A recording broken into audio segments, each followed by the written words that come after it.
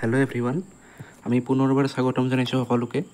পুনৰবাৰ এটা অসমীয়াৰ ভিডিঅ' লৈ আহিছোঁ JEE এক্সামৰ কাৰণে যথেষ্ট ইম্পৰ্টেণ্ট হ'ব। এছামিজ পাৰ্টটো কোৱালিফাইং হয়, কিন্তু ইম্পৰ্টেণ্ট হয়। 20ৰ ভিতৰত 8 মাৰ্ক এটা পাব লাগিব, তেতিয়াহে আপোনাক কোৱালিফাই বুলি ধৰা হ'ব। চ' আজি ভিডিঅ'টো আৰম্ভ কৰিছোঁ। এই প্ৰশ্নখন আছিল গুৱাহাটী হাইকোৰ্টৰ জুডিচিয়েল এছিষ্টেণ্ট নামৰ পোষ্ট এটাৰ কাৰণে, ঠিক আছে। গতিকে এছামিজ পাৰ্টটো সকলোৰে কাৰণে একেই হয়। JEE হ'ব পাৰে, জুডিচিয়েল এছিষ্টেণ্ট হ'ব পাৰে, কম্পিউটাৰ এছিষ্টেণ্ট হ'ব পাৰে, টাইপিষ্ট, কপিষ্ট, এইবিলাকৰ এছামিজ পাৰ্টটো মোটামুটি একে লেভেলৰে আহে, গতিকে ইম্পৰ্টেণ্ট হয়। চ' আজি ভিডিঅ'টো আৰম্ভ কৰিছোঁ 101 নম্বৰ কুৱেশ্যনৰ পৰা। টোটেল 20টা অসমীয়াৰ প্ৰশ্ন দিছিল, ঠিক আছে। ইয়াত যদি প্ৰথম কুৱেশ্যনটো চাই, ইয়াত কেইটামান জিকে টাইপ কুৱেশ্যন সুধিছে। প্ৰথমতে, অসম সাহিত্য সভাৰ শিৱসাগৰত বহা প্ৰথমখন অধিৱেশনৰ সভাপতি কোন আছিল? অসম সাহিত্য সভাৰ প্ৰথম সভাপতি কোন আছিল? তেওঁ আছিল পদ্মনাথ গোহাঁই বৰুৱা, ঠিক আছে। তেওঁ কোনখন ছেছনৰ সভাপতি আছিল? সেইখন হৈছে শিৱসাগৰ, হয়নে? শিৱসাগৰৰ জেৰেঙা পথাৰত হৈছিল। জেৰেঙা পথাৰ, এইটো জানিব লাগে। কেতিয়া হৈছিল? 1917 চনত। এইখিনি সকলোৱে জানে। নেক্সট 102 নম্বৰ কুৱেশ্যন, তলৰ কোনজন সাহিত্যিকে কাঞ্চন বৰুৱা ছদ্মনামত গ্ৰন্থ ৰচনা কৰিছিল? কাঞ্চন বৰুৱা। এতিয়া কাঞ্চন বৰুৱা কোনগৰাকী সাহিত্যিকৰ এটা ছদ্মনাম, পেন নেম হয়, পেন নেম। তেওঁ হৈছে ভুৱন মোহন বৰুৱা। গতিকে ছদ্মনামবিলাক জানিব লাগিব। অসমীয়া সাহিত্যিকৰ লিষ্ট আছে, সেইবিলাক দি দিম বাৰু যদি দৰকাৰ হয়। আপোনালোকে ক'ব কমেণ্ট কৰি। Next 103 number question. 103 নম্বৰ কুৱেশ্যনটো কি? হালধীয়া চৰাইয়ে বাওধান খাই উপন্যাসখন কোনে লিখিছিল? তেওঁ হ'ব হোমেন বৰগোহাঁই। হোমেন বৰগোহাঁই ডাঙৰীয়াই এখন উপন্যাসৰ কাৰণে সাহিত্য অকাডেমি বঁটা লাভ কৰিছিল। সেই উপন্যাসখনৰ নাম কি? পিতা পুত্ৰ, হয়নে? পিতা পুত্ৰ। নেক্সট আমাৰ 104 নম্বৰ কুৱেশ্যনটো কি? তলৰ কোনটো বাক্য শুদ্ধ? ইয়াত 4টা অসমীয়া বাক্য দিয়া হৈছে। কোনটো বাক্য শুদ্ধ বিচাৰি উলিয়াব দিছে। প্ৰথমটোত দিছে তামোলবোৰ থকা ঠকে লাগিছে। প্ৰথমটোত কি দিছে? থকা ঠকে। নেক্সট বাক্যটোত দিছে তামোলবোৰ থকা ঠুকে। হস্যৌকাৰ দিছে, হস্যৌকাৰ, থকা ঠুকে। নেক্সট চি নম্বৰটোত দিছে তামোলবোৰ থোকা ঠুকে। ইয়াত দুয়োটাতে হস্যৌকাৰ দিছে, হস্যৌকাৰ। নেক্সট ডি, ওপৰৰ এটাও নহয়। আপোনালোকে এই শব্দটো চাব লাগিব, কোনটো থকা ঠুকে শব্দটো ৰাইট হয়। ইয়াত যদি চাই, এই থকা ঠকে এই শব্দটোৱে ৰাইট হয়। ঠত অকাৰ, কত আকাৰ, ঠত অকাৰ আৰু কত একাৰ। আৰু এই থকা ঠকে শব্দটোৰ অৰ্থ হৈছে লমালমে, লমালমে লগা, ঠিক আছে। গতিকে ইয়াৰ শুদ্ধ উত্তৰ হৈ যাব অপশ্যন A2। আৰু এইটো সকলোৱে জানে কিজানি, অসমীয়াত 2টা ঠ আছে অসমীয়া বৰ্ণত। এটা হৈছে দন্তীয়া ঠ এইটো আৰু মূৰ্ধন্য ঠ এইটো, ঠিক আছে। গতিকে এই দুটা অলপ কনফিউজ হ'ব পাৰে কিছুমানৰ, কৈ দিছোঁ। নেক্সট 105 নম্বৰ কুৱেশ্যনটো চাওক। আলি আই লৃগাং অসমৰ কোনটো জনগোষ্ঠীৰ কৃষি উৎসৱ? এইটো সকলোৱে জানে, মিচিঙৰ আলি আই লৃগাং হয়। আৰু তেওঁলোকৰ এটা কি নৃত্য আছে মিচিঙৰ? গুমৰাগ। গুমৰাগটো মনত ৰাখিব, তেওঁলোকৰে নৃত্য হয়। আলি আই লৃগাঙৰ সময়ত এইটো মানে কি পাৰফৰ্ম কৰে। নেক্সট 106 নম্বৰ কুৱেশ্যনটো চাওক।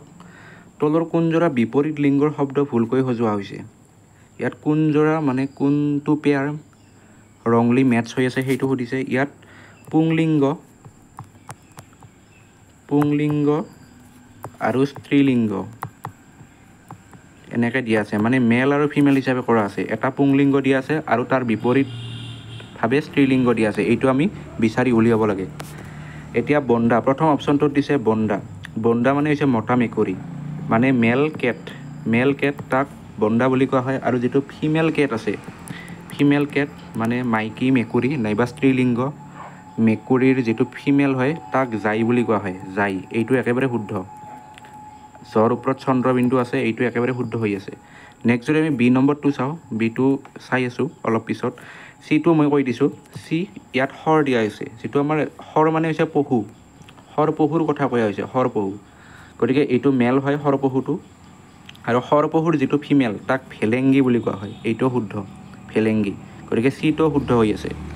নেক্সট ডিটো যদি চাই দঁতাল, দঁতাল মানে কি, যিটো আমাৰ কি মেল এলিফেণ্ট, মতা হাতী, সেই মতা হাতীটোক দঁতাল বুলি কোৱা হয়। আৰু মাখুন্দী মানে হৈছে কি, মাখুন্দী মানে হৈছে ফিমেল এলিফেণ্ট, ফিমেল এলিফেণ্টক মাখুন্দী বুলি কোৱা হয়। গতিকে এ চি আৰু ডিটো কাৰেক্ট হৈ আছে, মানে শুদ্ধভাৱে মিলোৱা আছে। গতিকে ভুলকৈ সজোৱা হৈছে অপশ্যন বিটো।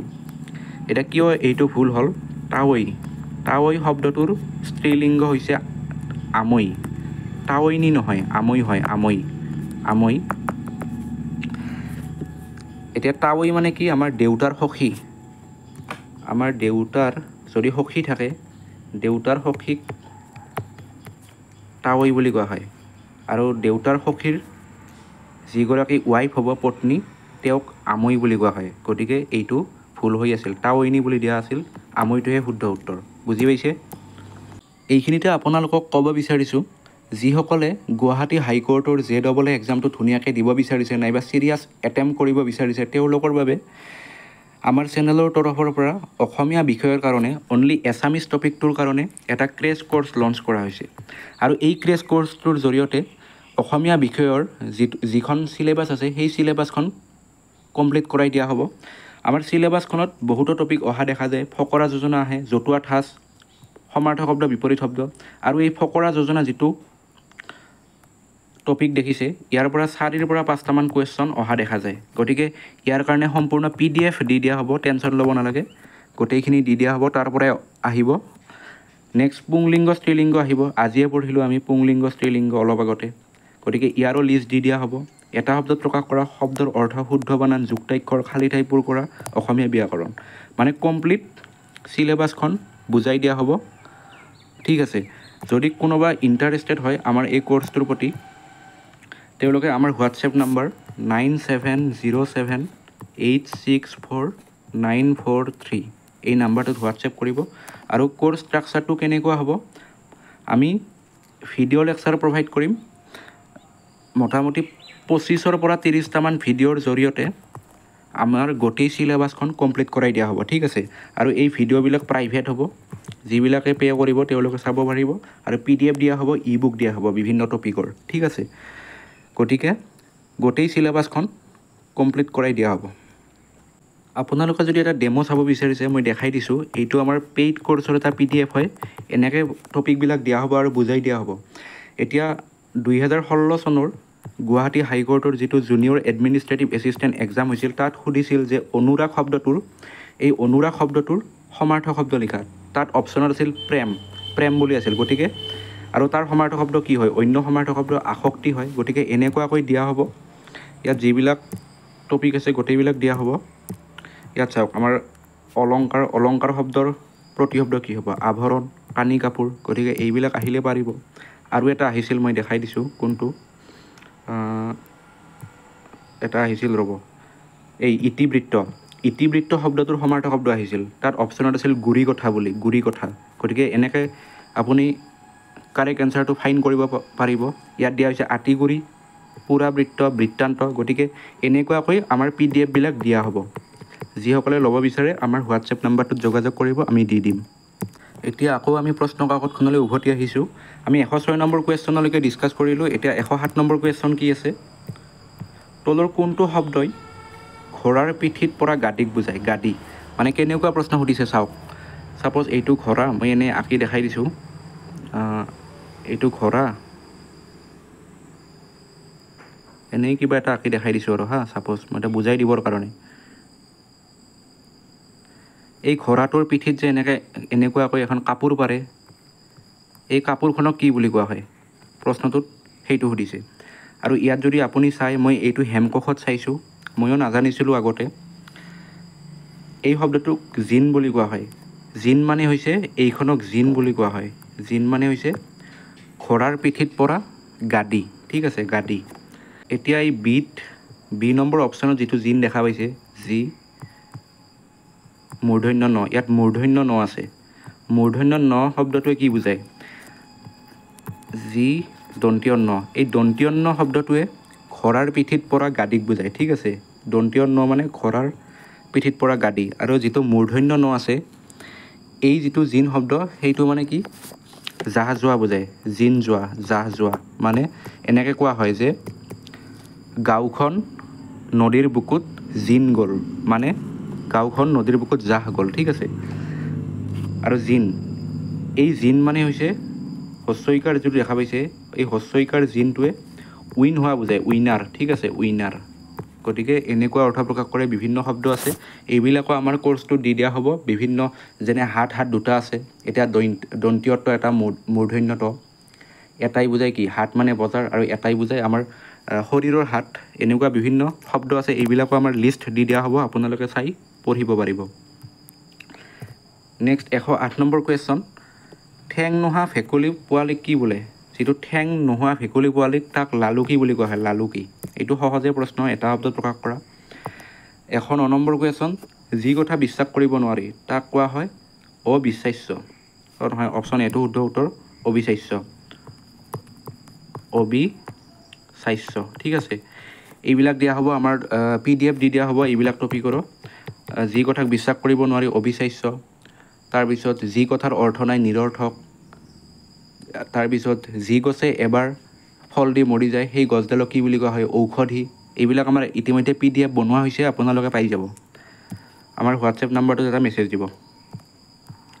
নেক্সট 110 নম্বৰ কুৱেশ্যন, যি জুইত পুৰি নাযায়, যিটো বস্তু জুইত পুৰি নাযায় তাক অদাহ্য বুলি কোৱা হয়, অদাহ্য। ঠিক আছে, এতিয়া 111 নম্বৰ কুৱেশ্যনটো চাওক, তলৰ কোনটো বিশেষ্য পদৰ বিশেষণ ৰূপ ভুলকৈ সজোৱা হৈছে? চাব হা, এই প্ৰশ্নটো অলপ মনোযোগ দিব। বিশেষ্য মানে হৈছে নাউন, ইংৰাজীত নাউন বুজায়, অসমীয়াত বিশেষ্য বুলি কোৱা হয়। আৰু বিশেষণ মানে হৈছে এডজেক্টিভ, এডজেক্টিভ। ঠিক আছে, এতিয়া তাৰমানে আমাক নাউনৰ পৰা এডজেক্টিভ বনাব দিছে। এতিয়া নাউনৰ পৰা এডজেক্টিভ বনোৱাত কিছুমান নিয়ম আছে, সেইবিলাক আমাৰ কোৰ্চটোত ডিছকাছ কৰা হ'ব। ইয়াত মই কৈ দিছোঁ, অনুষ্ঠানৰ যিটো আনুষ্ঠানিক, অনুষ্ঠানৰ আনুষ্ঠানিক দিয়া আছে, এইটো শুদ্ধ হৈ আছে। অনুষ্ঠান মানে আনুষ্ঠানিক হয়, বিশেষ্যৰ বিশেষণ এইটো ঠিকেই হয়। বিজ্ঞানৰ বৈজ্ঞানিক, এইটো শুদ্ধ হৈ আছে। পশুত্ব, এইটো শুদ্ধ হৈ আছে। আৰু যিটো নেজাল, নেজাল বুলি অসমীয়াত শব্দ নাই, নেজযুক্ত হ'ব, নেজযুক্ত। আচলতে এইবিলাকৰ কিছুমান লিষ্ট পোৱা যায় অসমীয়া ব্যাকৰণত, সেইবিলাক মুখস্থ কৰি ল'লেও এই কনচেপ্টবিলাক আপুনি পৰীক্ষাত কৰিব পাৰিব। ঠিক আছে, ইয়াৰো PDF আমি দি দিম, আপোনালোকে পঢ়ি ল'ব পাৰিব পেইড কোৰ্চত। নেক্সট 112 নম্বৰ কুৱেশ্যন, তলৰ কোনজোৰা বিপৰীতাৰ্থক শব্দ ভুলকৈ সজোৱা হৈছে? ইয়াত আমাক বিপৰীতাৰ্থক মানে অপজিট মিনিং সুধিছে, মানে এণ্টনিম সুধিছে, অসমীয়াত এণ্টনিম। এইবিলাক চব আমাৰ কোৰ্চটোত ডিছকাছ কৰা হ'ব। ঠিক আছে, শ্বেতাংগ, শ্বেতাংগ মানে কি? শ্বেতাংগ মানে হৈছে হোৱাইট বুজায়, হোৱাইট।